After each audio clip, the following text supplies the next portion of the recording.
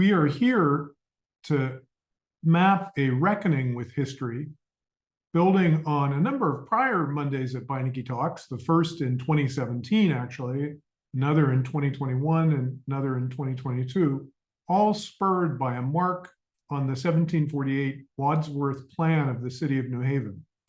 We are here to shine light on truth, and in this place of lux et veritas, Yale's motto, light and truth, we must do honest history if we are to keep with our motto and with our mission. We must be models for our students and for society, for if we do not do our own history honestly, how can we expect students, alumni, and neighbors to do the hard work of honest history? History is not a solo endeavor. It is always a team effort. And we want at the outset to acknowledge all of those who've contributed to this work. It is essential to name those who do the work to uncover and recover truth in the archives.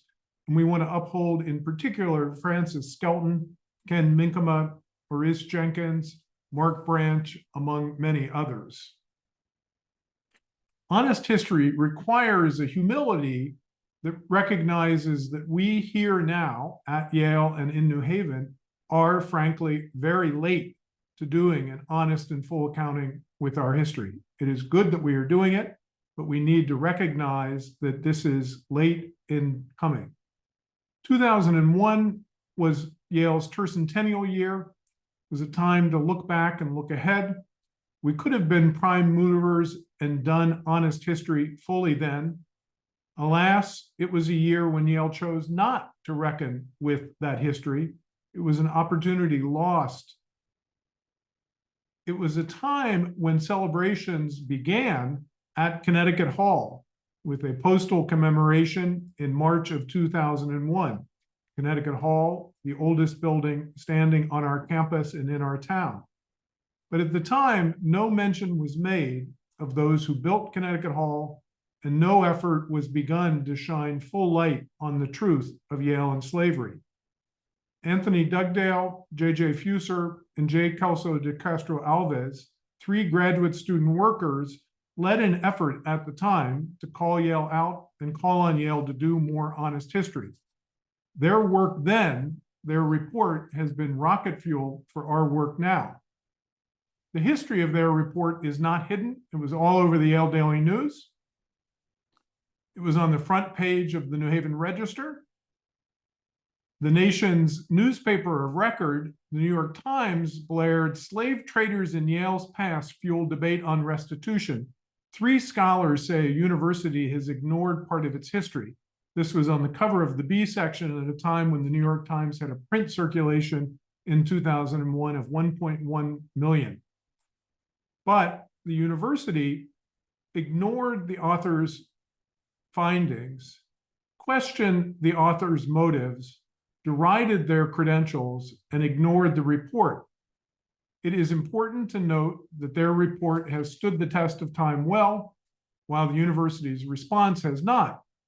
The response was a familiar academic exercise: hold a conference. A PhD student at the time, Owen Williams, wrote later of the report and of Yale's response that at a conference in 2002, co-sponsored by the law school and the Gilder Lehrman Center, most of the accusations proffered by the report went largely ignored. Williams noted, "I attended every session of that conference, and like many others present, was shocked by the extent to which the university obfuscated." Obfuscated is a big word. I can tell you it doesn't mean shining light on truth. And it's not what universities should be doing. We institutionally could have been first in 2001, but we were not. Our students led us, but we did not follow. Power, sadly, trumped knowledge.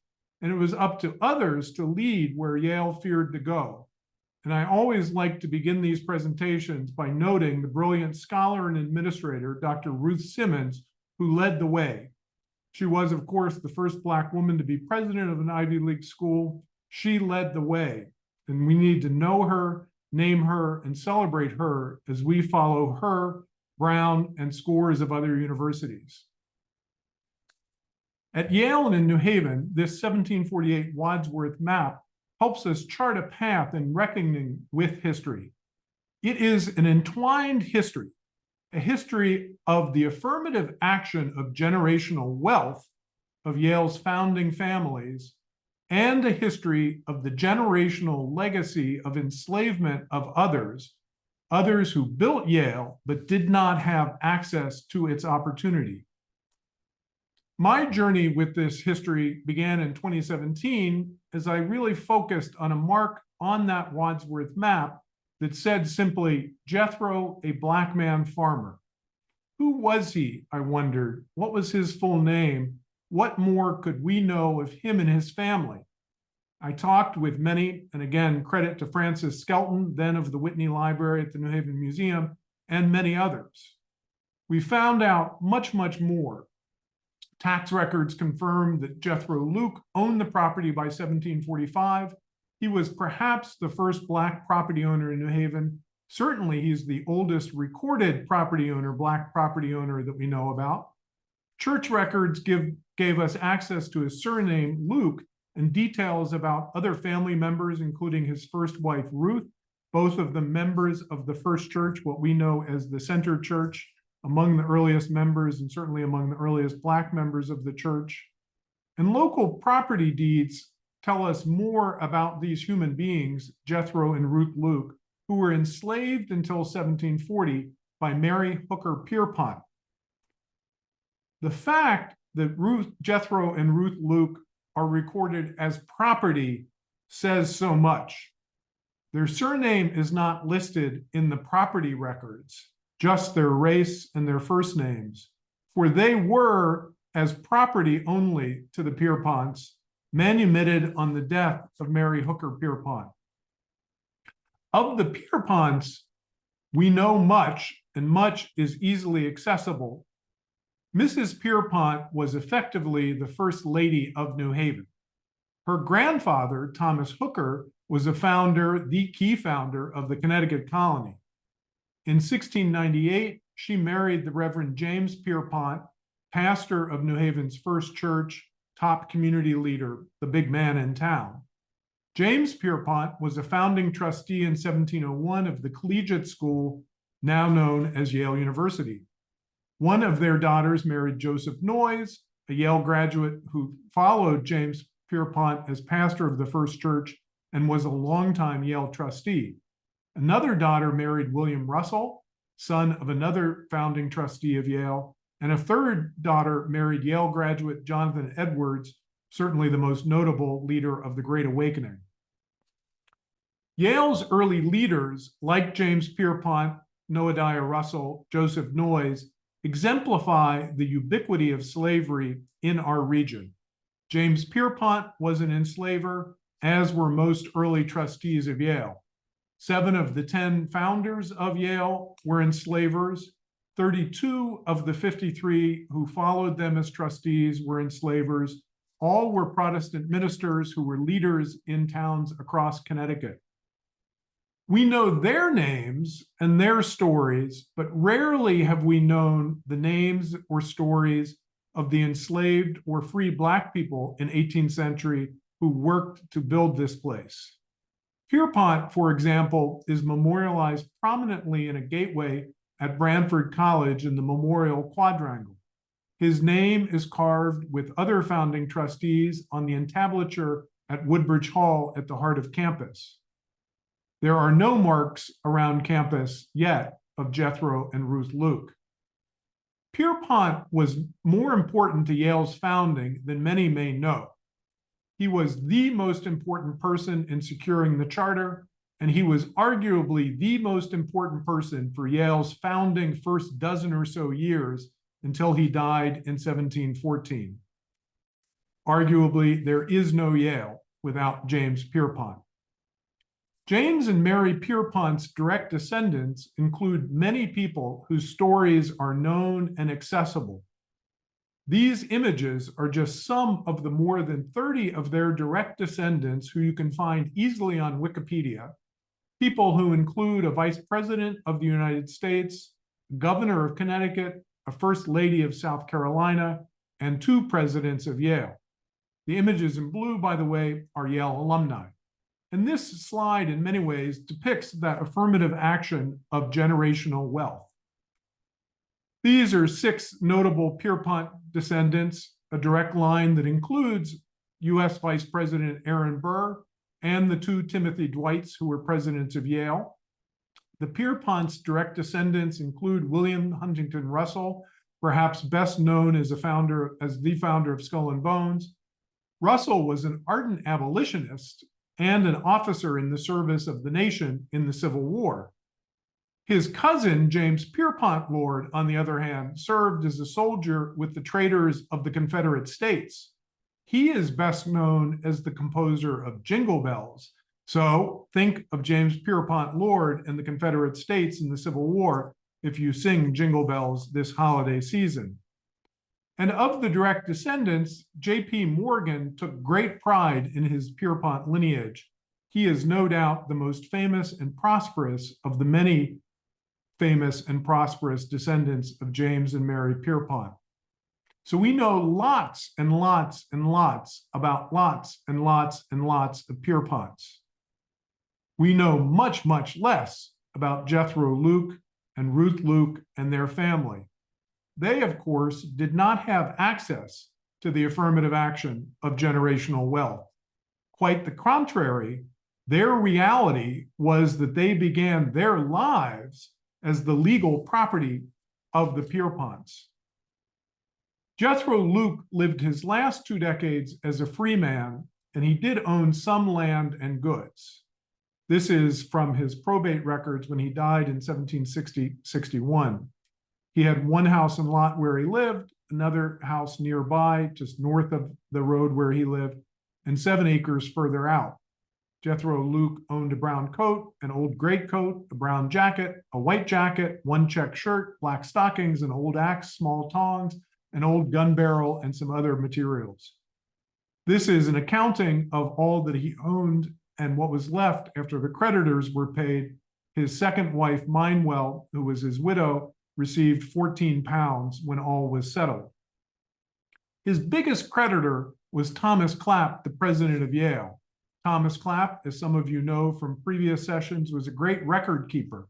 And from his papers and other archives, we have come to know much more about Jethro Luke, who did much work for Clapp, as did Jethro Luke's son, Gad. More of him in a moment.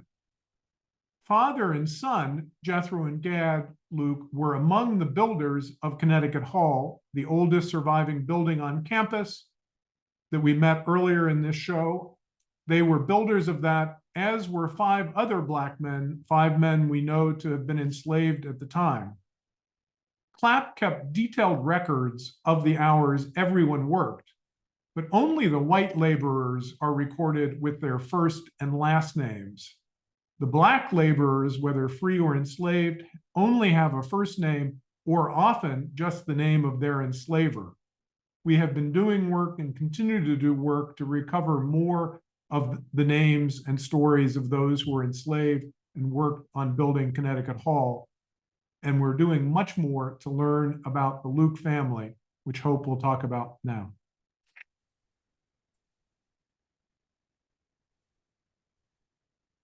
Thank you, Mike.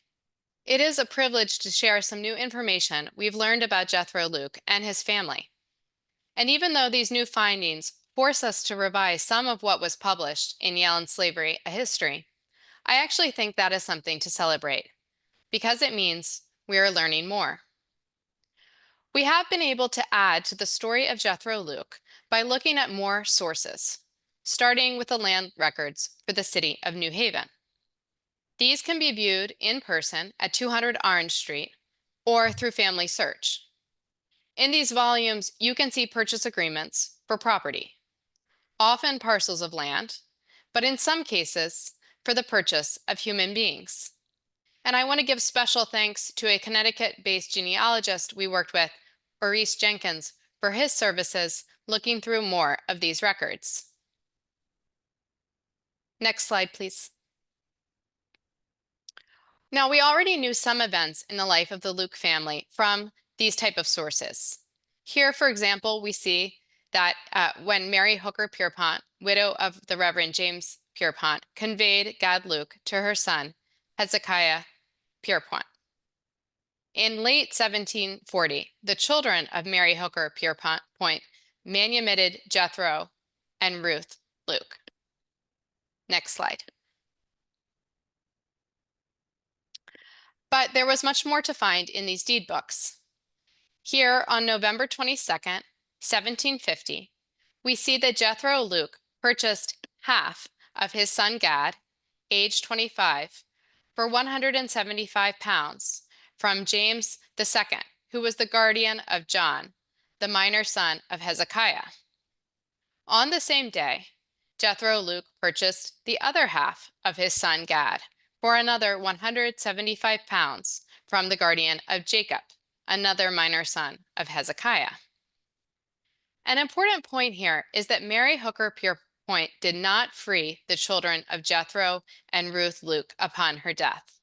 Only the parents gained their freedom. She conveyed, or willed, Gad to her son Hezekiah, who died the following year in 1741.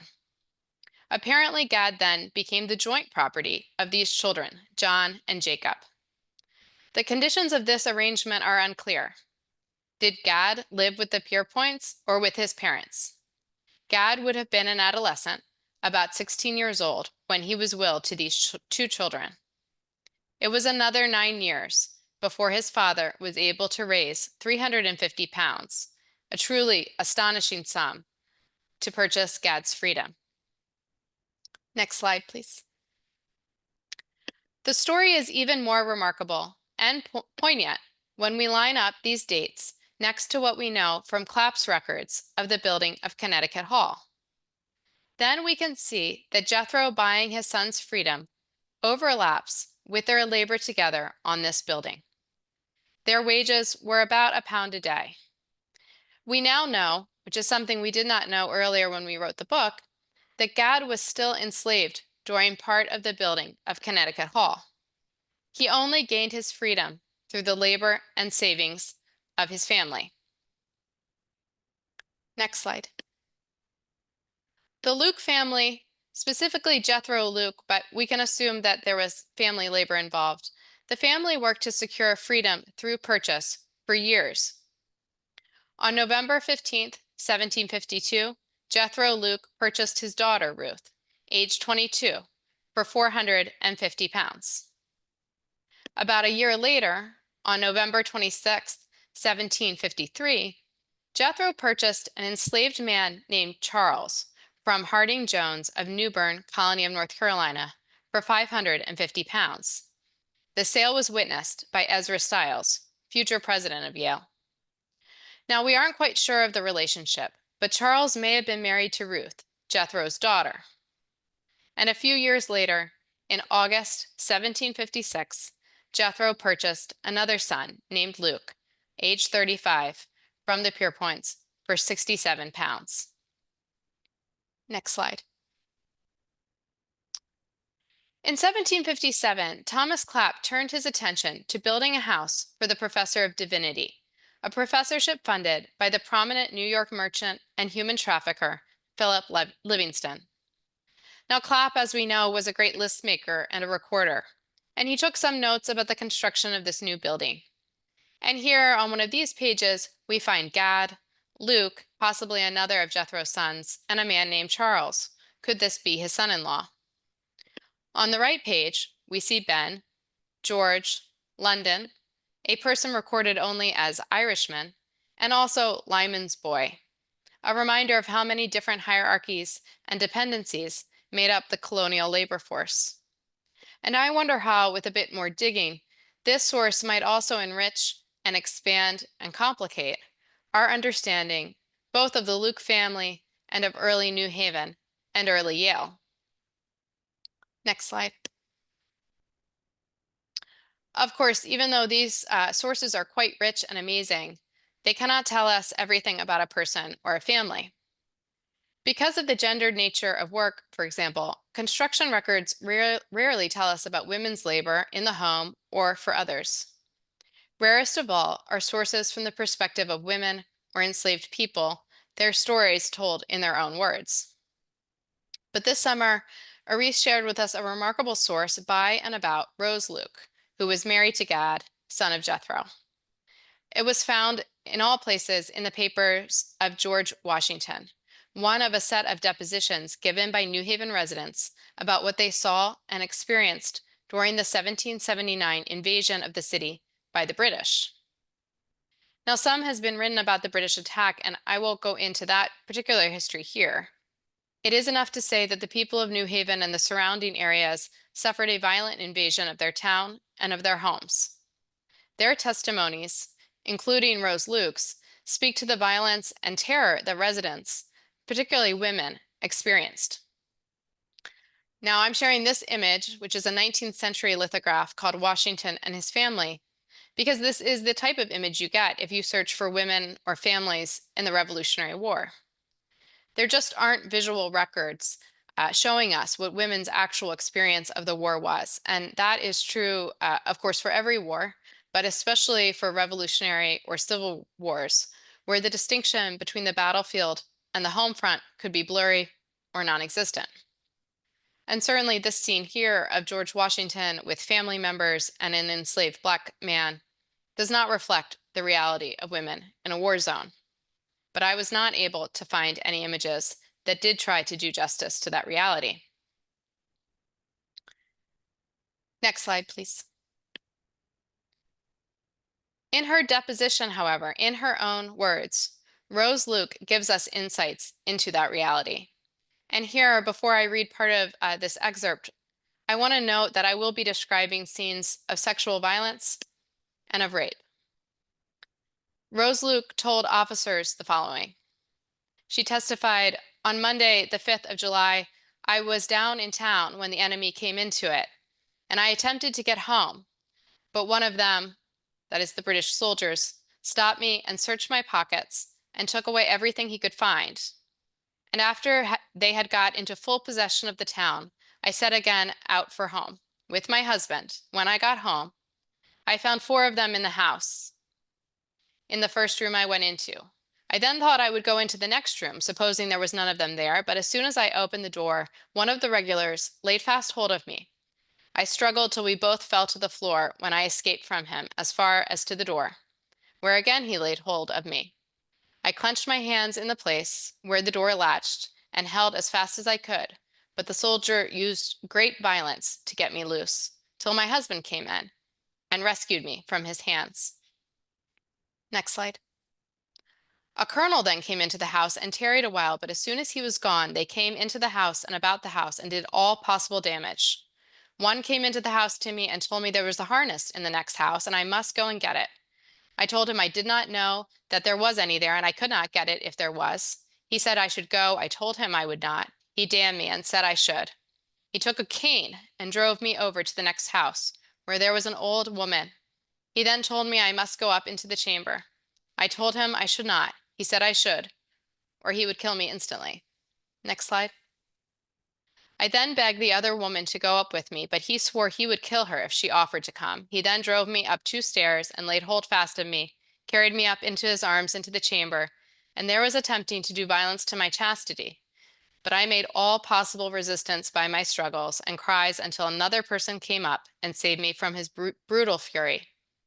I then made my escape to a neighboring house where there were some officers, but met with many other abuses and insults.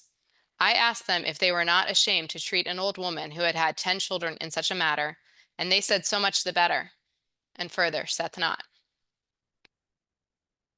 Next slide, please. For me, I struggle with sources like this, because on the one hand, they do tell us so much about a person and their life. We learn, for example, that Rose Luke had 10 children. That's her own account of her life, even though from church records, we previously thought she had 8 children. We learn that she lived next door to another Black family, the neighbor that she initially cried out to for help. And we know, of course, something now about her character and her bravery and her strength, not only because of what she endured during this awful moment, but because of what she did later. She made sure she gave her deposition to military officials. She wanted her experience to be recorded, She wanted someone in a position of authority to know what the British had done to her. I wonder why. I wonder what difference did she think it would make? I personally do think it made a huge difference, but I wonder what Rose Luke was thinking in 1779. I wonder why she told her story. But finally, we know that Rose Luke's testimony and that of other men and women was, in fact, transmitted to military leaders. Brigadier General Samuel Holden Parsons forwarded a packet of 10 depositions, including Luke's, to General George Washington on July 31st, 1779. Another New Haven woman, Christiana Gatter, testified about how she was violently raped by multiple British soldiers while her husband hid in the yard. These are just the women in New Haven who told their stories. Parsons wrote to Washington, quote, these are but a small number of the many instances of similar barbarities in that town. Next slide. The Luke family story did not end in 1779. One of Gad and Rose's 10 children, Sarah, married Jacob Oshun, a Black school teacher in New Haven who was a self-taught scholar of Africa and African people. Again, we know about Jacob Oshun in part from his own writings. Here is the cover of A Search for Truth, which is a speech he gave in New Haven and later in New York in 1817. It is perhaps the earliest positive statement of Black identity and Black cultural achievement in print. We also know about Jacob and his family from the diaries of Harry Croswell, the longtime white rector of Trinity Episcopal Church in New Haven. In his diary in the Yale Divinity School archives, Croswell wrote over many years about his relationship with Jacob and Sarah Oshun. About Jacob and his writings, Croswell said, "He is truly a remarkable man with a very limited education." He said that the highly endowed persons of leisure who suffer the subject to remain unexplored should be ashamed because Jacob took on the project. And Croswell called Sarah, daughter of Rose and Gad, granddaughter of Jethro and Luke, a remarkable woman. To conclude, I just want to underline that every source, however flawed, adds something to our understanding of the past. And with each new source about the Luke dynasty, we gain richer and more complex understanding of them as people and as an early New Haven family. And each source also suggests how much more there is to know. I think of it as a trail of breadcrumbs leading us down new paths. I hope some of you listening today may decide to join us and add to this work on 18th century working class and Black New Haven. But now I'd like to turn it over to Mike for some further thoughts and closing words. Thank you so much, Hope, for shining that further light on the truth of Jethro and Ruth and Gad and Rose and their families and this community. The image on the screen is from Clapp's account book, and it is where Jethro Luke has signed his mark to acknowledge payment for work by Gad, his son, on the building of Connecticut Hall. This is literally Jethro Luke's mark. This is one of the few literal marks Jethro Luke left, though, as you have heard today, and if you've been following this work, know Jethro Luke and his family have clearly left a mark on this campus and on this community in the form of Connecticut Hall, and as Hope has noted, in the lineage from the 18th century onward.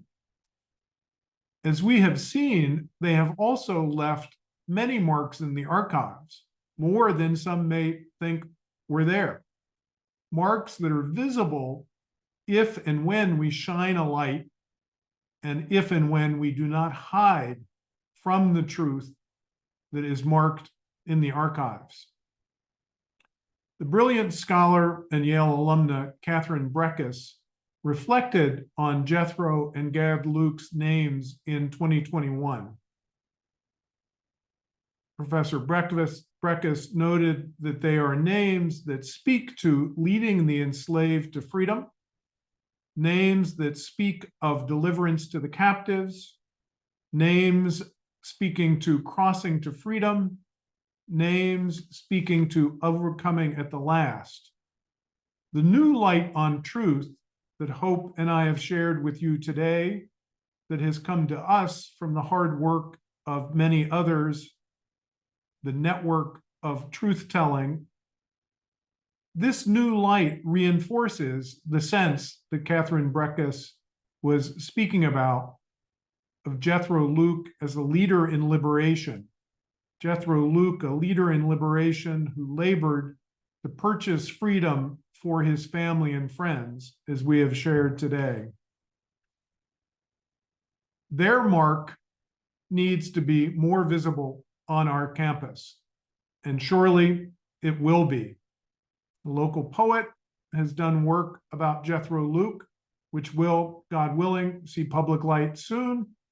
A local theater is looking at bringing the Luke's story to stage.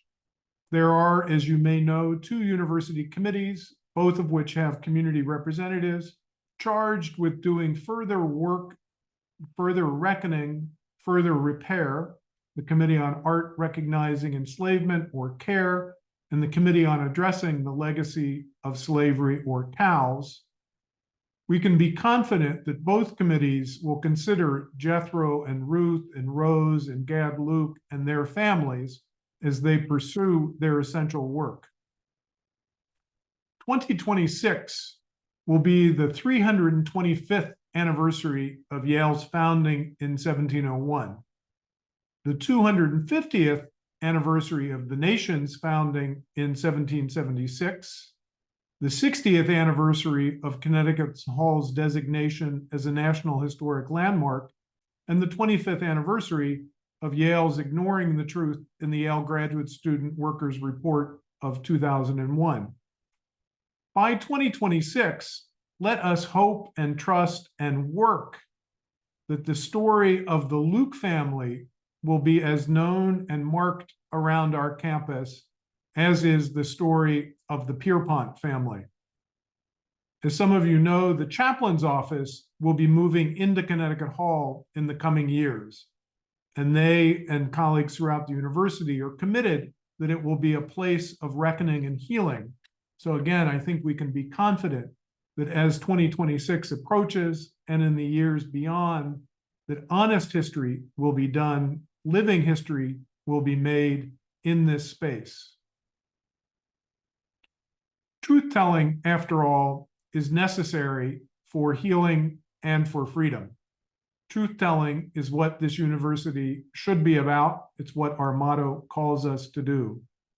And so, forgive me, but I am a divinity school graduate, and I'm going to offer a little bit of a benediction with these words. You'll remember James Lord Pierpont, the author of Jingle Bells, who went to fight for the traitorous Confederates. Sorry if I've ruined that song for anybody. But he does not get the last word here. His father does. John Pierpont, his father, graduated from Yale in 1804. Maybe John Pierpont knew some of Jethro Luke's descendants, for the family still lived in that corner that would be known as Jethro's Corner. John Pierpont was an ardent abolitionist. John Pierpont did not shy from telling the truth. He lost the pulpit because he was a truth teller. And at the age of 76, John Pierpont enlisted as a chaplain in the United States Army. Words from one of his poems is on the wall of Branford College in the memorial quadrangle along Library Walk. And I thank our dear colleague Mark Branch for his 2015 Alumni Magazine article about this story. The words are from Pierpont's poem, The Fugitive Slave's Apostrophe to the North Star. As we think about Jethro and Ruth and Gad and Rose and all the Lukes, let us be inspired to shine light for them, about them, and for our future. These words from John Pierpont are words for us to hold as we do honest history in this land of lux et veritas. Thy light and truth shall set me free. Thank you all for joining us this afternoon.